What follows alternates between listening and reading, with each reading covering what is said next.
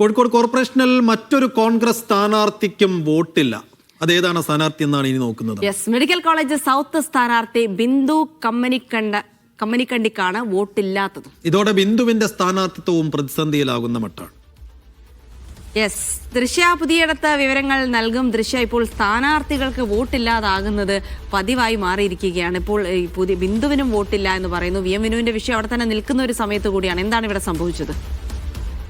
ജിൽസി, ഈ പറഞ്ഞതുപോലെ കോൺഗ്രസിന്റെ സർപ്രൈസ് സ്ഥാനാർത്ഥിയായിരുന്ന ഈ വി എം വിനുവിന് വോട്ടില്ല എന്നറിഞ്ഞതിന് പിന്നാലെയാണ് ഈ അവസാന അന്തിമ സ്ഥാനാർത്ഥി പട്ടിക പ്രഖ്യാപനവും വന്നതിന് ശേഷമാണ് ഇപ്പോൾ കോൺഗ്രസിന്റെ 19-ാം വാർഡ് സ്ഥാനാർത്ഥിയായിരുന്ന ബിന്ദു കമ്മനക്കണ്ടി എന്നയാൾക്ക് കൂടി വോട്ടില്ല എന്നുള്ള കാര്യം കൂടി പുറത്തു വരുന്നത്. അതായത് ഇവർ കഴിഞ്ഞ തവണ വോട്ട് ചെയ്ത 21-ാം വാർഡിലും ഇപ്പോൾ 19-ാം വാർഡിലും വോട്ടില്ല എന്നുള്ള കാര്യമാണ് പുറത്തു വരുന്നത്.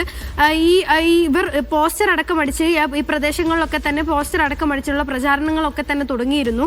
ഇതിന് പിന്നാലെയാണ് ഇപ്പോൾ വോട്ടില്ല എന്നുള്ള കാര്യങ്ങൾ കൂടി പുറത്തു വരുന്നതോടെയാണ് ഈ സ്ഥാനാർത്ഥിത്വം നാമനിർദ്ദേശ പത്രിക സമർപ്പിക്കാനുള്ള കാര്യത്തിലൊക്കെ അനിശ്ചിതത്വം വന്നിരിക്കുന്നത്. എന്തായാലും ഇന്ന് കോർ കമ്മിറ്റി കൂടി പുതിയ സ്ഥാനാർത്ഥിയെ നിർണ്ണയിക്കാനാണ് ഈ DCCയുടെ തീരുമാനമുള്ളത്.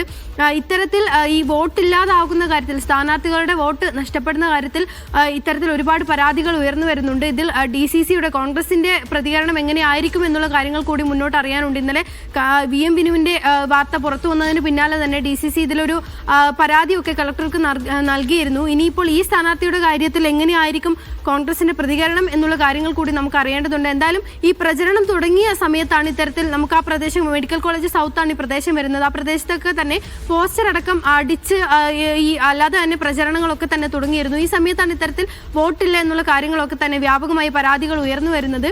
ഇനി ഈ ഒരു കാര്യത്തിൽ കോൺഗ്രസിന്റെ പ്രതികരണങ്ങൾ കൂടി നമുക്ക് അറിയേണ്ടതുണ്ട്. ജിൽസി സൈഫു.